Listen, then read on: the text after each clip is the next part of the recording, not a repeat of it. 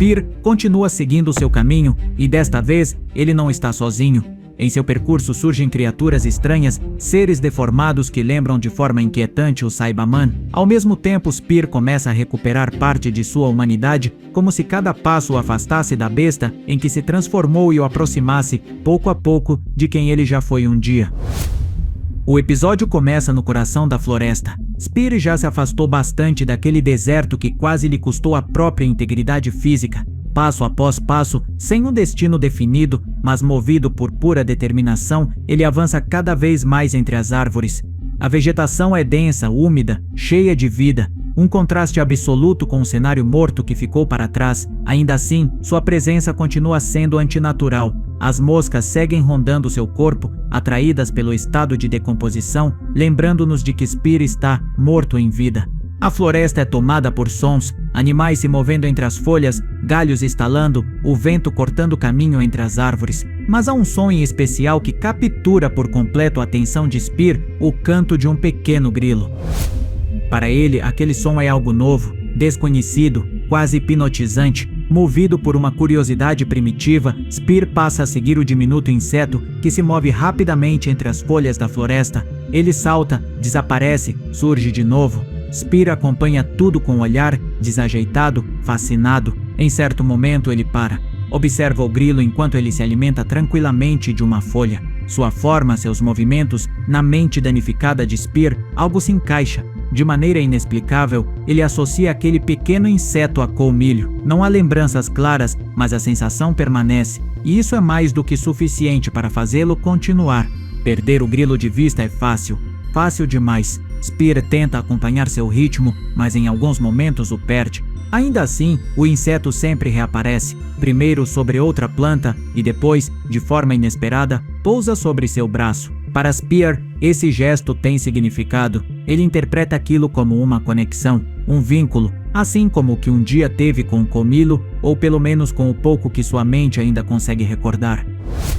Decidido a não perdê-lo, Spear se aproxima de uma folha gigantesca. Sem pensar duas vezes, arranca tudo de uma vez, raiz e tudo, na esperança de encontrar o grilo ali. Ao baixar o olhar, ele o vê novamente. O inseto continua ali, intacto. Spear o observa com um espanto quase infantil. Salto após salto, o grilo atravessa um pequeno lago, pulando sobre pedras cobertas de musgo. Spear acompanha atento, até que, imitando o movimento, dá um salto enorme para alcançar o outro lado. A partir desse momento, algo muda. Spear passa a copiar os movimentos do grilo, salta como ele, se desloca como ele, quase como se estivesse tentando não chamar atenção nem mesmo do próprio inseto. Ele o observa com admiração, com respeito, mas a calma dura pouco.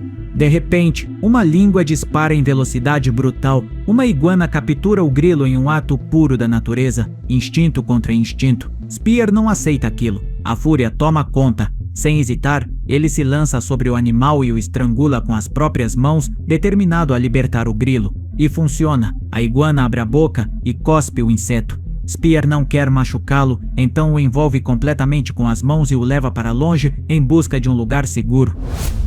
Próximo a um rio, sobre algumas pedras, ele se senta. Abre as mãos lentamente e, aliviado, vê que o pequeno grilo está bem. Mas Spear não consegue relaxar. Ele sabe que a floresta está repleta de predadores. Com a chegada da noite, novas criaturas emergem das sombras. Olhos brilhando, movimentos silenciosos, Spear percebe sua presença e solta um rugido poderoso, um aviso claro, uma ameaça para mantê-los afastados. Por estar morto em vida, ele não precisa dormir. Então permanece ali, imóvel, enquanto as horas passam. A noite se esvai lentamente, até que a luz do sol começa a atravessar as árvores, iluminando a floresta mais uma vez.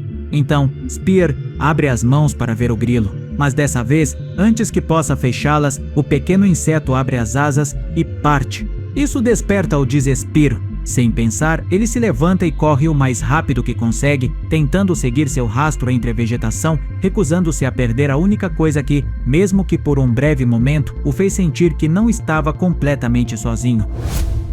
No meio da floresta, Spear volta a ouvir aquele som inconfundível. Ele vem do alto de uma árvore. Ao erguer o olhar, ele o vê. O grilo está ali escondido entre os galhos como se estivesse chamando por ele. Sem pensar duas vezes, Spear se aproxima e começa a escalar usando uma liana que pende do tronco da árvore. Seus movimentos são desajeitados, pesados. A cada metro conquistado, a liana range sob o peso do seu corpo e, como já era de se esperar, ela não aguenta. A liana se rompe. Spear despenca de uma grande altura com violência extrema. O impacto é tão brutal que o solo não suporta e se abre sob seu corpo. A terra se parte e Spear desaparece na escuridão, caindo até as profundezas do que parece ser uma caverna. Atordoado, Spear tenta se levantar. Não há sinal do grilo, não há saída visível. Ele está preso em um buraco do qual não consegue escapar. Sem esperança de reencontrá-lo e sem outra alternativa, decide seguir em frente, avançando cada vez mais pela escuridão em busca de uma saída. Então, ele escuta algo. Um som estranho, antinatural. No início, não consegue identificar do que se trata, até que vê uma criatura pequena e grotesca está mastigando uma de suas pernas. Sem esforço, Spear a agarra e arremessa para longe. A criatura tenta atacá-lo novamente, mas desta vez, Spear não hesita. Ele a elimina na hora. O que parecia ser apenas um pequeno obstáculo se transforma em algo muito pior. À distância, Spear começa a ouvir mais sons iguais, estalos, murmúrios, passos rápidos. Da escuridão, surgem mais criaturas como aquela. Spear tenta resistir, mas não consegue detê-las. As criaturas se lançam sobre ele uma após a outra, até que tudo se torna confuso. Minutos depois, Spear abre os olhos e a cena é aterradora. Corpos humanos completamente esfolados pendem do teto da caverna. Sangue ainda fresco, restos de pele e carne espalhados sobre ossos expostos. Um espetáculo macabro. Spear também foi capturado. Está amarrado com lianas, pendurado de cabeça para baixo, condenado a testemunhar o destino daqueles que chegaram antes dele.